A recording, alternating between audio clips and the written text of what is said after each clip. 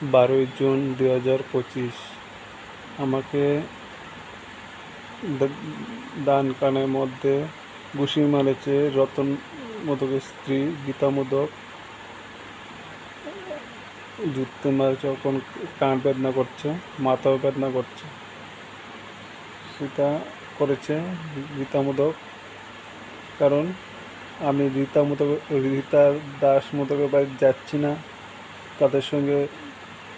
তাদের বিরুদ্ধে মামলা করেছি, সিপিএমে যাচ্ছে না, তার জন্য এরকমভাবে মারা হয়েছে। তার জন্য আমি পড়াশোনার আবেদন করছি, পড়াশোনার জন্য তাদের বিরুদ্ধে আইনত ব্যবস্থা নেই। আবার রতন মোদক বলছে আমাকে গলা কেটে ফেলবে,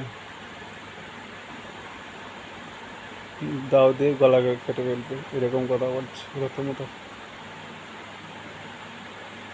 আমাকে আবার ভিখারি অনেক বিশ্রী ভাষা আমাকে বকাবদ্ধ করেছে। তার জন্য আমি পড়াশোনার আবেদন করছি, পড়াশোনার জন্য তাদের বিরুদ্ধে আইনত ব্যবস্থা নেই। জড়িত আছে সমস্যার মতো, জড়িত আছে সুমিতা দাস, প্রসেনজিৎ দাস, পারিবারিক অরুণ দাস। তাদের বিরুদ্ধে আইনত ব্যবস্থা নেওয়ার জন্য পড়াশোনার আবেদন করছি। জয় হিন্দ।